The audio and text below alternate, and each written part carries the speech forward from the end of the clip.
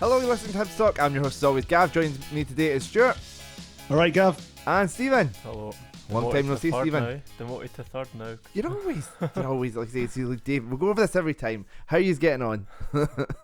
I'm a little bit hurt. I'm good enough to be in your podcast, but not good enough to be invited around your house. It's terrible. The invite was there. You were the one that wasn't willing to travel 9 hours. It's that's on you, Stuart. Don't turn this on me. Hurt's done. So we have got a busy show today talking about the managerial situation again. The shortlist being down to 4. We know 2 of the names and we'll speculate on who the other 2 could be. We're obviously going to chat about the abysmal performance up in Dundee and look ahead to St Johnstone. We'll briefly touch on the Aberdeen game as well. So lots to get into. So let's get into it. As I mentioned, according to BBC, Brian McLaughlin reported it's down to 4 names on the shortlist: Lee Johnstone, Michael Appleton and 2 others. Some reports had been saying Carl Robinson is on the list, some including the BBC say he isn't, so we're a bit unsure on that one. It's probably not, but if you do want to hear a bit more about Carl Robinson, you can check out the YouTube video I done yesterday, all about that, the news video. But yeah, let's have a look at the kind of names that we do know about. Lee Johnstone, one of them, 40-year-old manager. Played 20 games for Kelly, 4 games for Hearts. Majority of his career was split between Yeovil and Bristol City, and as a manager, he has managed Oldham, Barnsley, Bristol City, and Sunderland. Sunderland's kind of 51.3% win percentage, overall 40.1, and he's the son of Gary Johnson. Stuart, I'll start with yourself. What's your kind of thoughts on Lee Johnstone?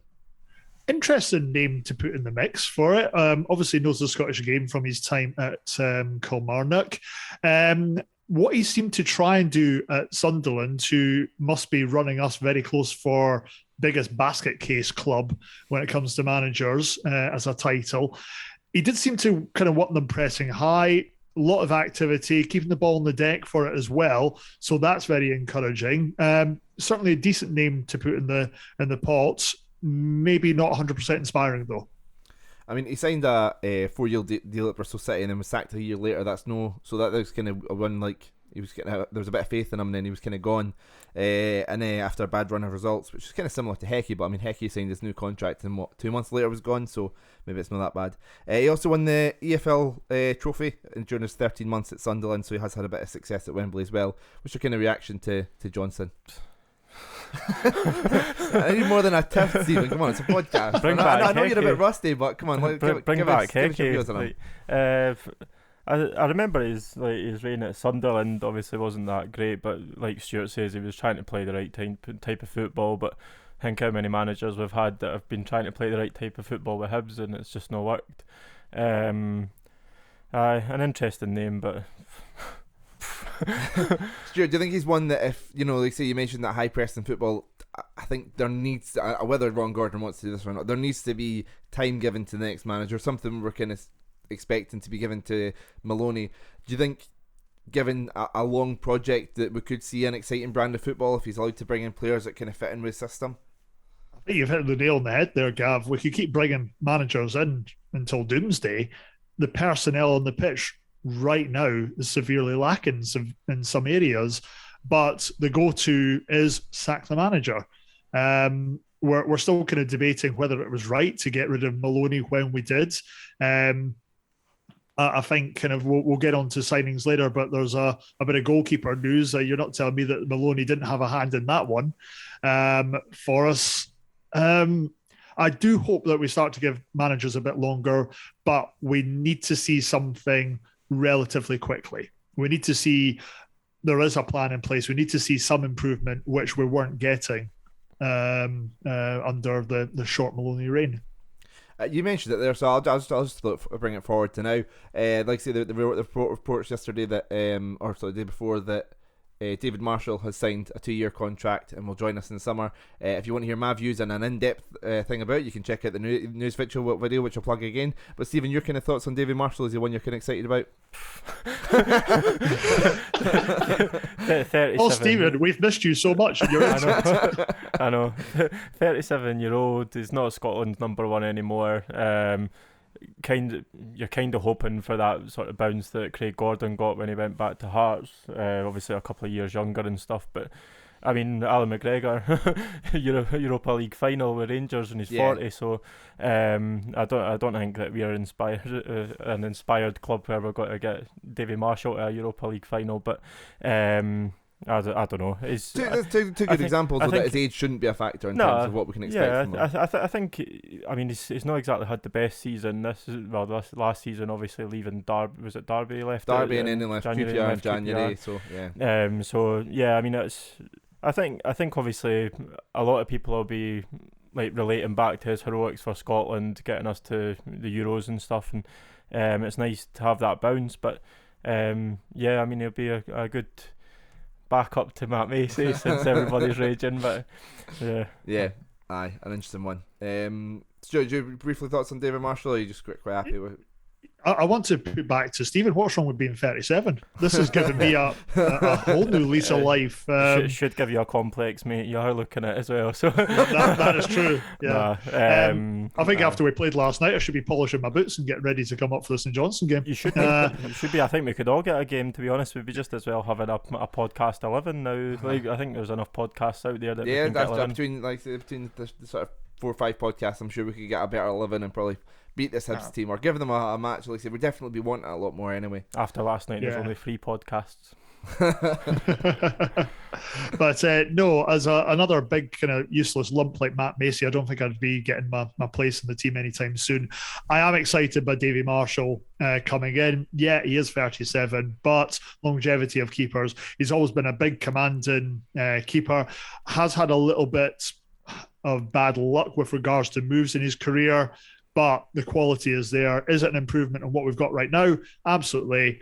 Macy is going out the door. I don't think there's any doubt of that. And for me, he's also going to be there to help him prove Kev until he's ready to come up. He's never coming up. He's gonna be AirJ next season. You're looking about £50 late there. You feeling okay, Stephen? Yeah. I know. Yeah, Stephen had a bet that Kevin Dabrowski would not play 5 games for Hibs, and he's done it all this season. So he just fucking scraped it. Like, he's had 5 and no more. Literally. I think he's done well in those 5 games. So it'll be interesting to see what the goalkeeper situation is like as well. Like I mentioned in the video yesterday, Matt Macy reportedly a high earner. Has he justified that? Probably not, which again we'll come to a bit more when we get to the Dundee game. Anyway, let's continue the managerial chat. The next name, Michael Appleton. You know, I remember a podcast myself and Dave done 2-3 years ago, whatever it was, 3 years ago now, Jesus, talking about him or Heckenbottom. They were kind of the 2 names that kind of got narrowed down to. And there's rumours that, like we mentioned before, that he was actually offered a job, but turned it down due to the compensation package if he was sacked. Since then, he briefly went back to West Brom as initially as a first team coach for the caretaker manager, and then was appointed the under 23 coach. That lasted about 6 weeks, and then he got the Lincoln job. With Lincoln, sort of 3 seasons there. Most successful kind of thing was reaching the League One playoff final, losing to Blackpool. However, this season he finished 17th. And despite signing a 4-year deal last year, it was announced on the 30th of April that he'd be leaving the club. Apparently a very mutual thing. Stuart, your kind of thoughts on Michael Appleton? I'll tell you, the players definitely wouldn't mess with him. Have you seen him? He's absolutely huge. He's jacked. Remember him, much like yourself, potentially coming in. I don't know if things will have changed from that factor. There is kind of a lot of rumours about a 6-month kind of cut-off if things aren't working out. Have things changed on that factor? But the Lincoln fans did seem to be big fans of him and his style of football, so that's encouraging. And taking a club the size of Lincoln to playoff finals is a big deal as well. Having been to Cecil Bank on a couple of occasions, they probably don't have a lot to shout about down there, to be fair. But no, that's certainly encouraging. Again, we just want to see someone who's going to have a bit of bite, who's going to add a bit of something extra to our team. And we do need to see someone who's going to have an input into the transfer signings that we make. Steve, I mean, it's a bit of a drop-off to go from the playoff finals to 17th, but is that maybe, like Stuart says, the size of the club kind of hard to maintain that if you don't have the backing and stuff, or what's your kind of reaction to Michael Appleton being linked with the job again?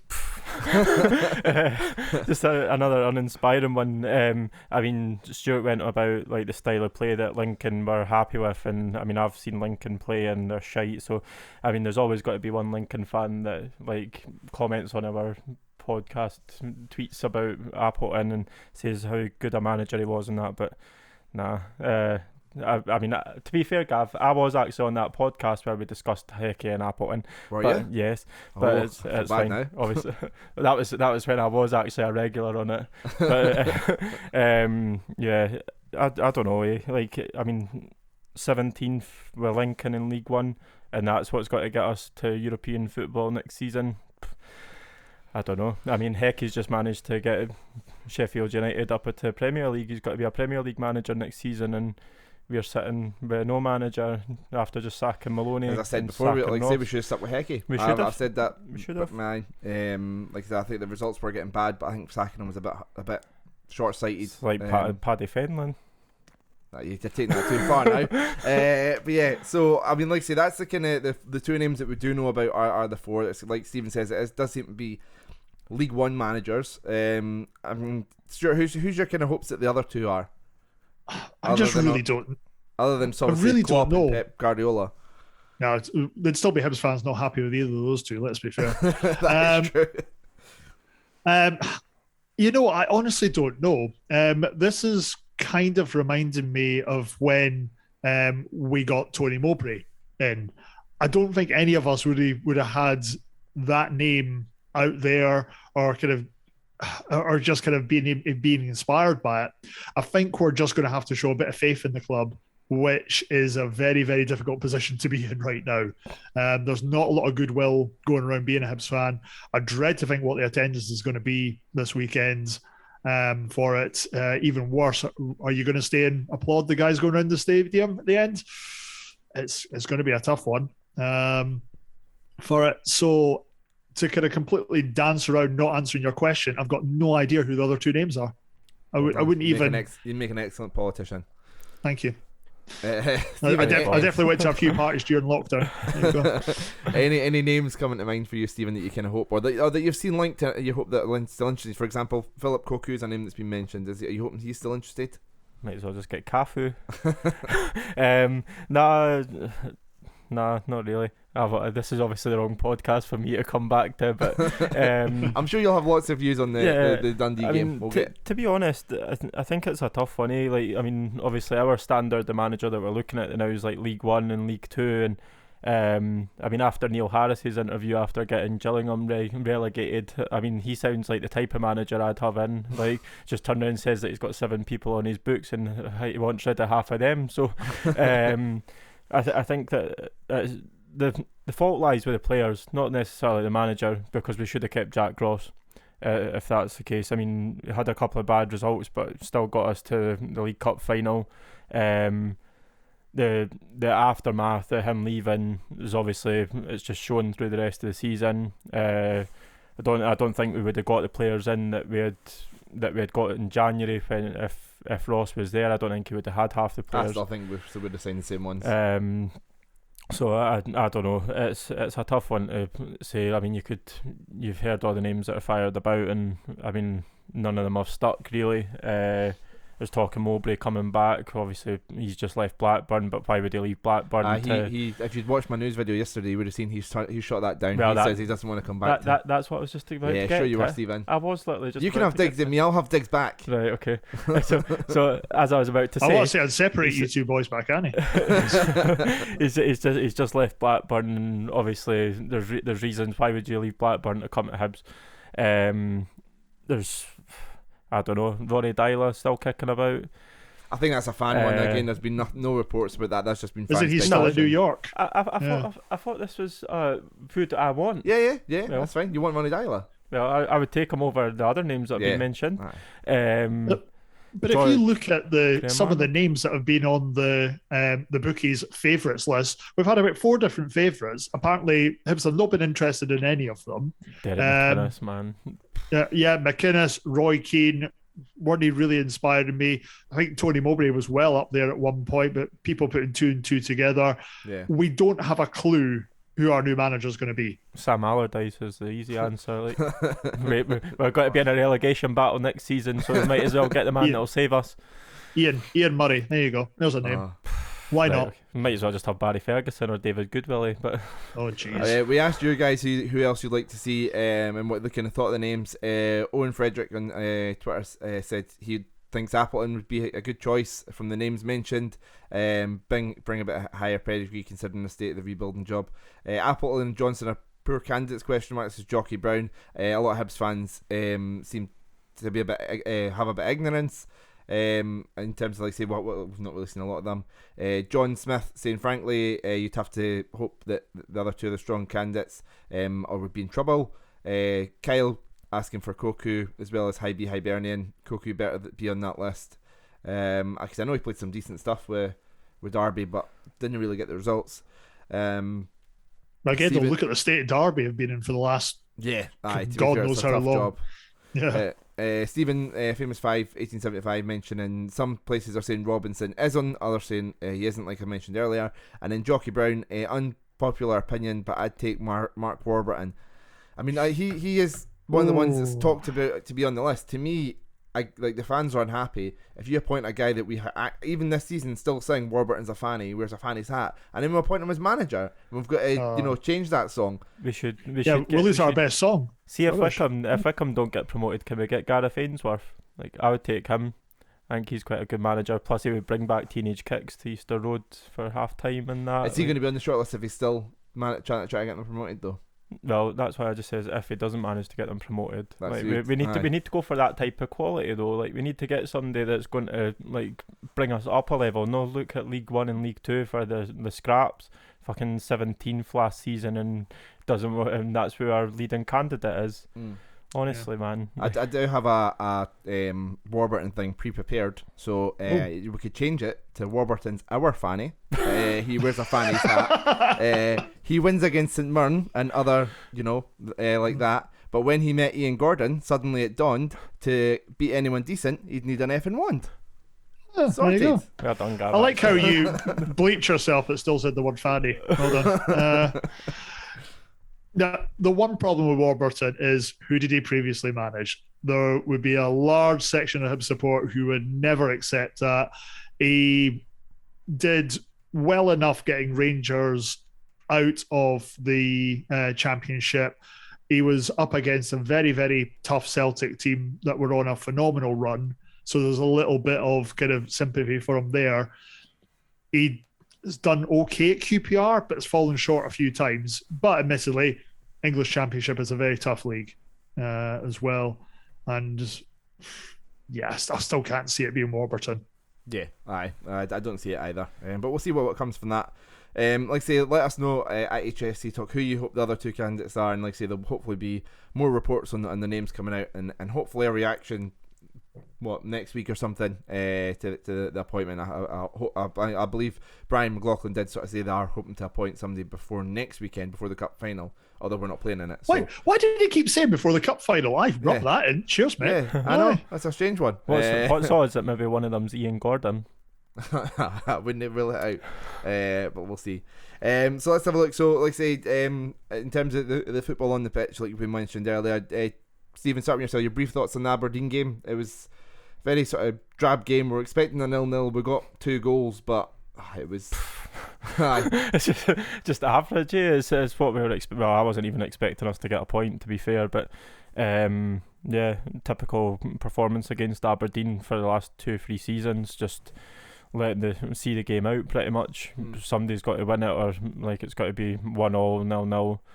No sort of high tempo, high energy game against Aberdeen. It's always flat and boring and pretty much the Hibs way now. So aye. I was on the ABZ football podcast, the Aberdeen podcast, sort of previewing the game and talking to them about the similarities and the parallels between Hibs and Aberdeen at the moment, and it's crazy. You that one, didn't you? With fucking Chris Mueller. I know. They asked me about Chris Mueller, and I'm like, hopefully after a good pre-season he'll still be good. I don't think we've really had a chance to react to that. The fact that Chris Mueller's gone, but obviously that was last week's news. But I like say I was talking about like the American owners that have got these revolutionary ideas for the Scottish game, but can't even manage their own clubs and keep on getting appointments wrong. And had a manager where the football was boring, so got rid of him and got in a exciting young coach that's going to play an exciting style of football, and then sacked him before letting them implement those ideas, and bringing over an American that hasn't worked one way or another. Like saying in Muller and Ramirez, although Ramirez has scored some goals. But the parallels are crazy, and it's both been a shite season, and they both played out a shite game. That's my kind of analysis on the Aberdeen game. Stuart, you anything to add on the Aberdeen game? Yes, I decided to go and meet a client instead of watching the Aberdeen game. I think that was the right decision. Yeah. Keeping an eye roughly on some of the play. Yeah, how the wannabe mighty have fallen. These were two teams going for third and fourth last season. Nobody was kind of close to us, and yet look where we are now. It is strange. I want to. It's difficult to say who's in a worse position if it's Aberdeen or Hibs. We have got a massive summer ahead of us, and I think there's a bit more faith on the horizon for Hibs fans compared to some of the Aberdeen fans that I know that I've been talking to. Delighted that we got a goal. Great work from Jasper coming over. A good nod down, was it Scott? And great finish from McGinn as well. And I think last 15, 20 minutes, we were good value and possibly could have nicked it. But story of our season, drab. Yeah, aye. That's it. And it's an interesting one as well. Like I say, good one. If he hadn't got the Aberdeen job, would he be one of the four that Hibs would be looking at? I wouldn't rule it out. Yeah. Oh God. I'll be honest, I'll put my hands up. I fancy Goodwin for the Hibs job. Maloney got it. Yeah. I remember you saying it on the podcast. Shame on you. No, absolutely shame on me. He was doing a decent enough job at St Johnstone. I think if St Johnstone? St Mirren, my apologies. Everyone knows what he meant. There's no need to be so pernickety. It's you wearing that lovely big blue coat, looking like the Nook of the North. Gav doesn't have his heating on. Yeah, he's made of tougher stuff. He's just in a t-shirt. He's not got any hair to keep him warm. He's got Christ. shorts on as well. Oh, that's what the people want to see. That's how we get the viewer numbers up. No, his time at St Mirren. That's better, Stephen. Thanks. Frick. I think the our Hibs job came along too soon for him. I think Aberdeen kind of took a bit more of a punt. If he'd had another 18 months at St Mirren to maybe kind of build up, we'd have seen a more kind of complete manager moving on. But again, time will tell what if anything he does at Aberdeen, or will their American owners get impatient? Now, something I've alluded to before, American owners, they didn't hang around. Yeah. If things aren't working, you are out the door. Goodwin could find himself in the same position as Maloney. Yeah, it'll be an interesting one to see how that goes over the next sort of few months. But like I say, getting back to Hibs, obviously you mentioned Jasper's involvement in the equaliser there. As a reward for that, he found himself still on the bench. A few eyebrows raised from the teams, like say no Jasper. Scott started up top with Henderson behind. McGinn, Rocky and Porteous, the back three. Rocky central. I know, like say, I was kind of talking about how to put the graphic up, and some of the boys were saying, I don't know if Rocky will be central. Well, he was. Louis, Newell and Campbell in midfield, and then Clark and Doig as the wing backs. Very early on, Porteous played a ball towards like the centre circle. Clark miscontrolled it and was dispossessed. Direct play from Dundee, plays it in behind the defence. Rudon got shot away, spilled by or pushed away by Macy. I'll let you guys decide on that. And McGinn was fastest hit, but unfortunately for us, it was not Paul, it was Niall who was fastest hit, and he puts it into the net. Stephen, a really poor start, and am I being too harsh on Macy saying he spills it? You're always too harsh on Macy. No, he did spell it. Aye. It's, I don't know. It just seems like none of the players are arsed anymore. Like, just looks as though they're trying to get through to the end of the season. Half of them know that they probably won't even be there anyway. So, yeah, aye. It set the tone for the game. Even when Scott had scored, it was just waiting for them to score again. Like, aye, it's just shite. It's just shite. Stuart, your thoughts on the way Hibs started the game? Yeah, we had a very positive 2 minutes until kind of they scored. Definite spill by Macy. Has to be doing better there. I would question why Porteous played that pass to Clark in the middle of the park. It was kind of asking for a bit of trouble there. But bit of a striker's instinct from McGinn, reacted quickest, stepped in on it. There was an incident later in the game where the ball didn't quite bounce for us, but I still don't think Scott was up enough with it to try and pounce on that kind of opportunity. They did. They were 1-0 up. Dundee fans behind the goal, not with a lot of excitement this season, but kind of got the game underway. The 8th minute, there was some really nice play from Henderson and Clark on the edge of the box, keeping the ball, patient, sort of little passes and stuff. Slips it to Scott. Yeah, a good dummy from him, gets himself into some space, but unfortunately the shot was straight at the keeper. Scott was back at it again just before the 30 minutes. It was a ball down the left hand side, good control from him, held it up, and I thought it was a really nice bit of skill to get away from his man. Drove into the box and looks up, sees there's people in the box, but selfish striker, which you kind of have to be, goes for it himself and gets his first goal from Hibs. Stuart, your thoughts on the goal? Yeah, as you say, great build-up work. Scott showing a lot of kind of what we wanted to see from him. Maybe far too little, far too late from him. I'd say if that goal was conceded by us, I'd be putting a lot more blame on the goalkeeper. It kind of went through / under him. Their keeper was an absolute bomb scare. We should have been shooting on sight at every point against him, but we didn't do it. There was a point earlier in the game, the ball kind of fell to Newell, who's obviously striking abilities is well known, but he didn't even cross his mind to have a go at it. Sorry, off on a rant. Yeah, Hibs scored 1-1. Woo! Stephen, there was hope. Stuart mentioned it there. James Scott has started to show glimpses at the wrong time, though. Like I say, he's started to get a run in the team, but is it too little too late in terms of trying to bring him back next season? I don't even care if you're being serious or not. Like, I'm asking the question if you want him back next season. Absolutely fucking not. Right, so he's not good enough. No. You not seen enough from him in the last few games? I've not seen enough for the last 18 games. He's been shite like all season. Yeah. It's literally the equivalent of Dagnall, but plus one goal. I mean, he done well with the goal, you have to admit. Anybody could have fucking scored that. Literally could have put Lewis Stevenson as a lone striker and he would have scored that. I think it'd be a bit harsh in terms of like the holding up and then the flicking, but I understand what you're saying about the shot. The shot was straight at the keeper. The keeper should have saved it. I think he did a lot better work in the previous shot with kind of his positional sense. He dragged the ball back well to avoid the challenge of the Dundee defender, but again, shot right at the keeper. That was the one for me he should have scored. But yeah, keeper should have done better the goal. But at that point, kind of tail of our season, we're well up on possession, where we're actually looking semi-decent in the first half, I want to say. And you're thinking, second Hibs goal, their heads are going to go down and we're just going to walk away with this one. But not to be. Sorry, no spoilers. That's fine. Dundee did make it 2-1. It was a free kick floated in, Doig beaten in the air, and it was headed into the top corner, but it was ruled offside. Stuart, did you think it was offside? I don't see what was offside. And Hibs in the replay, when I was kind of putting my notes together, it was very sort of, it was a nice angle that they showed. It didn't really show if there was any offside, and it was very quickly cut off. It wasn't a long replay. No, I was only able to watch via Hibs TV as well. And also massive salute to I think it was 360 odd fans that went up to Dundee.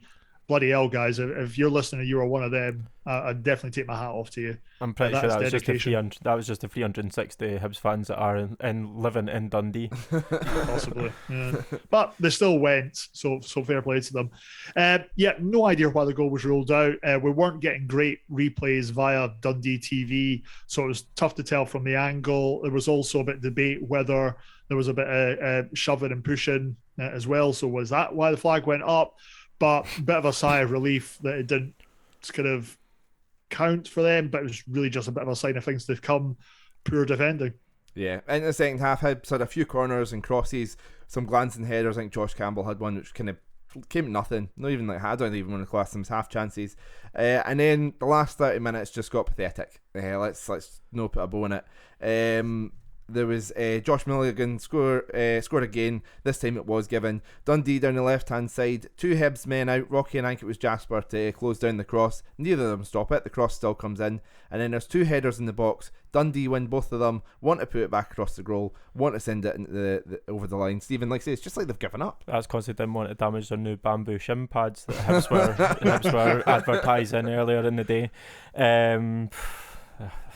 I don't ken now. Honestly, it's pathetic. Try to find the words. Is there any players that you kind of single out from that move that you really want to see better from? Well, technically we're not allowed to single out players now because it's becoming offensive and abusive. No, I think you're allowed to say that players didn't perform well. It's whether you get personal about them that's the problem. Yeah, the whole team are pish. Like there's not one individual. Literally every single one, including the subs, garbage. Every single one of them. Yeah, like I say, it's really soft defending, really poor defending. Like I say, you can probably look at managerials and systems and the way you defend Stuart, but it's just really poor quality as well. There's no heart in there. As Stephen said, there's very few players that I'd be keeping or kind of desperate to see back. Macy, for me, has to be a lot more commanding in that position as well. He was caught a bit flat-footed, could have done a lot more, but there was also three Hibs defenders getting out jumped, muscled and positioned by a very kind of simple Dundee header back across and in. Dundee ball back across for the header. See the interesting thing though, like obviously everybody's picked out the mistakes that Macy's made and that, especially for last night, and that's fair enough because he was hopeless last night. But the fact is, like, even if Dabrowski was in goals, we probably still would have got beat 3-5-1. He's not being helped whatsoever. Like, you're absolutely correct. There's literally nobody in that defence that I would feel comfortable having in front of me, like going ahead. And obviously there was a lot of like criticism over Paul Hanlon, like in the Aberdeen game and a couple of games before that, and obviously he was left out last night.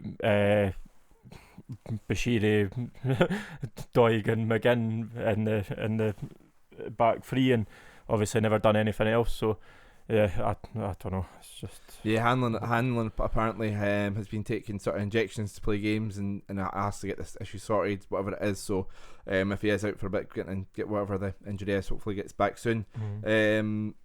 But yeah, like I say, in terms of the rest of the sort of chances, Dundee within the space of 4 minutes, they had the ball cleared off the line twice. There was another chance which was cleared off the 6-yard line or something, and Rudon also had a chance which went wide, which he should have scored when Rocky came sliding in and just kept on sliding and just went away and just like the guy had all the space in the world and should have at least got on target, but dragged it wide. But yeah, like I say, Dundee had like 4 or 5 chances in the space of 4 minutes. They were desperate to get a third one, and probably should have. It was so easy for them. And then a few minutes later, Charlie Adam rolled back the years with a wonder strike. Very much at the end, he seemed to be signalling that might be his last game for Dundee, maybe last game at home. I don't care though. He's a dick. Can we sign him? might as well. Yeah. And I just sort of say I think 3-1 was more reflective of what the scoreline should have been. But really, I think if I'm a Dundee fan or a Dundee player, I'm annoyed it's not 4 or 5, Stuart. Yeah, let's be fair. Dundee'd be wanting to play us every week because they'd be probably challenging for European football with what they've taken us off us this year. Got to semi kind of highlight as well Jasper coming off the bench. The Jasper impersonator, who's pretty good actually, to be fair. It kind of looked a bit like him. He's a bit like Samsung. He's clearly lost his hair, so he's now lost all his powers. Jasper, bad day at the office, mate. I do want to actually see him back, but kind of teed it up on a plate for, all right, game was dead and buried. Hibs were only coming back. An absolute wonder strike from Charlie Adam. He's not everybody's favourite person, but bloody hell, what a finish. The view from behind the goal of it is something else. That's like two 25-yard strikes and an own goal assist that he's had in the space of 2 weeks. Yeah, like, that's quite impressive. That was some assist, so that was and he is a Dundee fan. Last game at Dens Park, I'll give him it. Fair play, mate. Well done. Yeah, you've had some career, but clearly at the expense of Hibs. When was the last time Dundee won a game? I don't think it was even this manager. Yeah, wasn't this manager. I think McPake was still in charge. Yes. So if you want to win, play Hibs. Or Hearts. Yeah, and I tweeted last night, like a lot of people saying about Dundee. So like, say if they drawn or lost last night, they were relegated. But the Dundee survival bid is still on. But the problem with that is Dundee are requiring on us beating St Johnstone. We're no beating anybody. So yeah, you're going down, Dundee. Sorry about that. So I mean, we've already kind of mentioned a couple of the individual performances. I mean, it was you mentioned a poor night at the office for Jasper. It was a poor night at the office for Rocky as well. I mean, Stuart, is he one that you want to see back next season? I don't think we've got a choice, do we? I don't know. Like, I don't know. Like say, I mean, there's a lot of sort of mixed reports. I mean, like say some are saying it's Hibs have got the option to sign him. Others are saying it's dependent on the performances. It kind of triggers it. I don't know. Don't know for certain. But if you had the choice, would you want him back? It's tough to say. I almost think there's a player in there with some right guidance. He's not had the easiest term at Hibs with regards to changes, a system that doesn't seem to be kind of moved around a lot for it. I think there's somebody in there, but he's making this a really tough sell. It's probably a no from me. Stephen? I'm trying to be positive. It's not happening. Rocky, next season, do you want him back? Is he leaving Feyenoord? Like, he's doing brilliantly, by the way. Fair play to Rocky Marciano. He is doing brilliantly. He's kind of went in as a number 2, and then they went, "Oh no, you are absolutely brilliant. You're getting a game." He's kind of taking the jersey, and I think injuries have played a part, but he's guiding them to the Conference League final, getting games in the league. Fair play to him. Brilliant. I'm really happy for Marciano. That's good guiding into a conversation there, like, because obviously nobody wants to speak about Bashiri. Like, nobody wants to speak about Bashiri. No, I don't want him back. Fair enough. That's fine. I'll save all my good chat for us at Fast Podcast. I'd say well on Spotify. One lone player that will be there next season is Clark. I thought he had similar to Cadden all season, playing the same position. Good engine, getting up and down the line. I looked up the stats: 4 crosses, 0 connected. Again, like say, it's just whipping in and hoping that there's, like say, just like Cadden, there's the quality of the crosses, but just like say, no picker at a man. And I think you have to kind of sympathise for both in terms of who they've got to aim for in the box. I think if they had Doidge and Nisbet up front, both on form, then these crosses would be connecting. But like I say, good engine, but I came to nothing. McGinn's contract coming up. To me, I mean, like I say, he's been a good servant for the club, current vice captain. But if we want to be challenging for third every year, I said I don't think he's the quality we need. And he had a poor night last night. Would you want to see vice captain Paul McGinn get a new contract, or are you hoping the new manager goes? Go. Bring back Stephen McGinn before keeping Paul McGinn. And like I say, we spoke about James Scott earlier on, but in terms of the next game, is there anything else you guys want to touch on the Dundee game? I'll quickly ask Stuart. I think if there was such a thing as a man of the match, I'd probably go to Stevenson. Thought he was excellent in the midfield, but again, was he 34, 35? Not exactly building for the future. But let's sign him up again. Let's sign up Stephen Fletcher. We've got a 74-year-old goalkeeper coming in. Yeah, why not? Get McGregor playing again. Here we go. Really? Perfect. Build for the future. I would say I thought James Scott was the man of the match last night. I thought he was Hibs' best player. But like you say, like we've kind of said already, I think he showed decent signs, and I think he's kind of played with a striker that he's got a bit of ability, he just doesn't have the confidence at the moment. And then, like I say, I think getting the confidence for that goal last night, that's what he done at Motherwell when he was out on the left hand side, and he would hold the ball up and get a bit of space, drive into the box, and then put in crosses, or if he was further out, hit from distance. And but we're seeing that too late. It's kind of second last game of the season when he scored his first goal. So yeah, I don't see him as one to bring back next season, but we'll see what happens with him. But in terms of the last game of the season, we have St Johnstone, Dundee. St Johnstone are playing tonight against Aberdeen, so the Dundee could be relegated by the time the game comes. But if Aberdeen win tonight, it goes to the last game. So St Johnstone will be just like last night, a team playing for a win with Hibs nothing to play for. In terms of this so far this season, we've beat them twice already. 1-0 at Easter Road, Boyle with the penalty, and 2-1 at McDermott Park. St Johnstone going 1-0 up, and then went down to 10 men, and then Nisbet and Murphy with the goals to claw back a 2-1 win. Remember Jamie Murphy? Remember Jamie Murphy? Aye, the team that could have been even worse last night. I miss him. I miss him too. 0-0 back in March as well. You could argue this game should be played at McDermott Park, considering there's already been 2 games at Easter Road, but the split is broken. In terms of their games so far, the last 2 games, obviously just before the split, they lost 7-0 to Celtic. They drew 1-1 with Dundee. They lost St Mirren, and then they drew 1-1 with Livingston, and then Aberdeen tonight. In terms of a Hibs point of view, Stuart, what would you like to see from Hibs in the last game? something.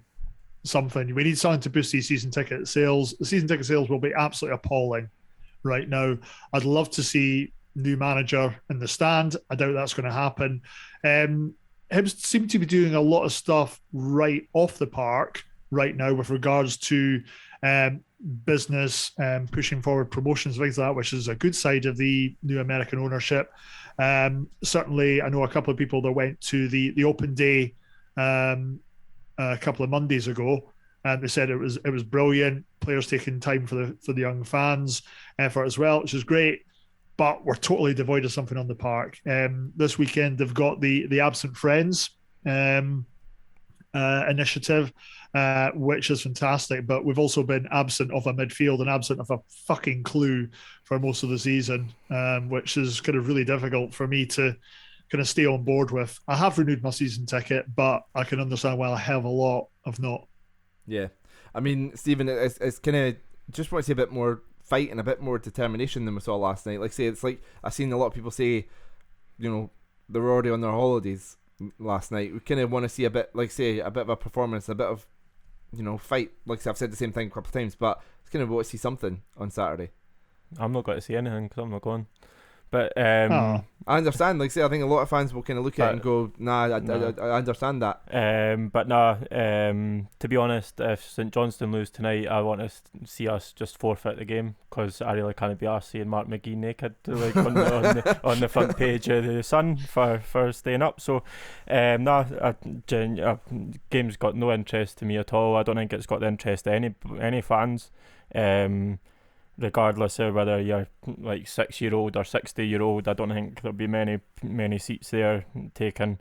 Do you think they'll bring the big cardboard cutout thank you? Yeah, I'd take my fucking cardboard cutout to sit in my seat because there's nothing that I can see positive going into that last game of the season. I don't think the players are up for it. I don't think, well, I was going to say the manager's not up for it, but I've not got a manager. I don't think the board, I think they just want to get through to the pre-season. Fans have completely lost interest. I think you're probably the only one in the group chat that's actually renewed their season ticket so far, and aye, that's Hibs. I completely get, like I say, I know you will get people that are going, oh, imagine not going to the last game of it. I completely get why you're saying you're not going to go, and I can understand people staying away from the Aberdeen game and like say the people that probably know they're going to renew their season ticket but haven't done it yet, because that is the loudest way we can speak. Like especially knowing that Ron Gordon was there last week, he can look across at an empty East stand and go, oh shit, they're really unhappy. We need to get this manager appointment right. We need to get things right in the transfer window and stuff. I think in terms of season ticket sales as well, hopefully that's got them sweating and kind of gets them, makes them realise, oh, we need to get this right because fans are staying away. It's our loudest voice is sometimes like saying not renew our season tickets yet. I know there's a threat of like, oh, you have to do it by the 17th or you lose your seat, and I'm like, well, if I lose my seat, I lose my seat. I would have given my seat up. I would be absolutely gutted to not be sitting beside Big John next season, but I have to kind of. I'm not going to rush to get my season ticket because I'm just really frustrated with where Hibs are just now. And I like to say I understand why a lot of people are saying, you know, we're aiming for League One managers, and I think some of these names, if they are the ones appointed, I'll get behind them. But I think a lot of people are going to go, is that enough to get me to get my season ticket? Nah, maybe no. And like I say, I think that's partly on, like say, some of the media outlets, ourselves as well, talking about Roy Keane because it was mentioned, talking about putting names that like Ronnie Dial out there. Maybe get expectations too high, but you know, maybe as a club we should be aiming higher. But we need to be. I mean, it was Ron Gordon says in his wee chat we use in that he says that he was aiming for the best in that, because I mean, something that I've said on the podcast for years and years is the fact that like we've accepted mediocrity, right? And whether that was true or not at the time, it's definitely true now. Especially at club level, not necessarily fans, because obviously you can see now the outcry for fans that it's just not good enough. But since we won the Scottish Cup, there was fans that were quite happy with that, and they were like, oh, well, we've got European football this season, we've made another cup final, blah blah blah. But the fact is, like, Ron Gordon come out in that chat with you and said, oh, we want to get rid of this whole persevere thing because that just means that you're nearly there but you're not getting there. And he wants to aim for the stars basically. If we appoint Michael Appleton, that's not aiming for the stars. If we appoint Roy Keane, not really much different. He's not had any managerial success, even though it wasn't successful 10 years ago at Sunderland. So yeah, I mean, we are going to need to look at, like Ronnie Dyle, speak to fucking Ange Postecoglou and see who he recommends that he can get his brothers along the M8 and as a decent manager for next season. Like we do genuinely need to up it a lot before we can turn around next season and say that we're not going to be in the bottom 6 again. Stuart, your kind of thoughts on where the Hibs are at the moment?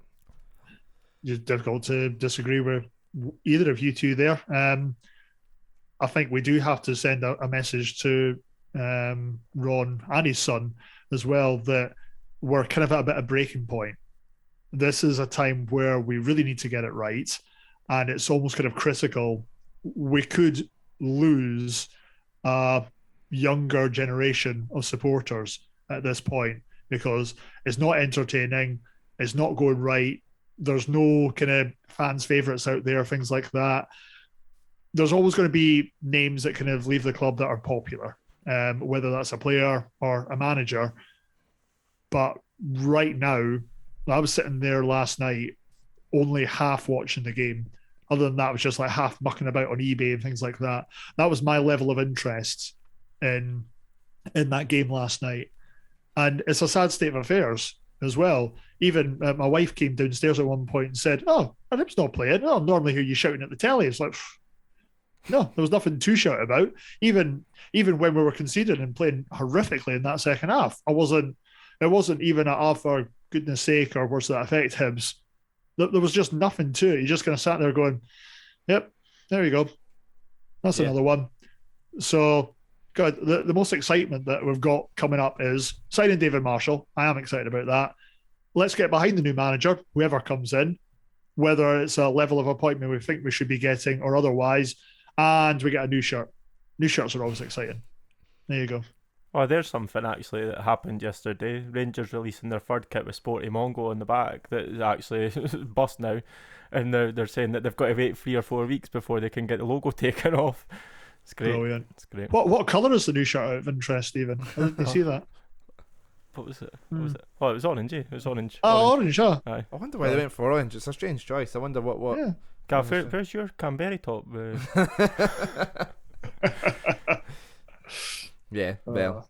But yeah, like I say, it's a tough end of the season. It's been a tough season as a whole. There's been some highs and like see, even though the things of we got to the semi-final, the Scottish Cup, and then you've seen how that went. So like it's been a really tough season. I think it's kind of understandable why fans are staying away just now. And yeah, bring on next season. Let's see who the new manager is. Hopefully get the appointment right. Hopefully says the right things, gets fans on board. Yeah, hopefully we can get the signings right and not sign the likes of, like say that January was a good window when all the players were signed got injured, and like say if you include Muller as well, left after 8 starts or something, like 5 starts I think it was. It's ridiculous. Anyway, what's odds of seeing him on top of our first seat next week saying who is it, Michael Appleton's Green and White Army and that like the whole butcher thing. back in the days. Back in the days. Like I say, that's the thing as fans, we can get brought on so quick. Like say, I was so on board with Terry Butcher when he came in. I was like, let's go, Terry Butcher, yes, but that didn't work out. So, but anyway, we're going off on a tangent here, so we'll kind of wrap it up. What's your guys' plans for the rest of the day?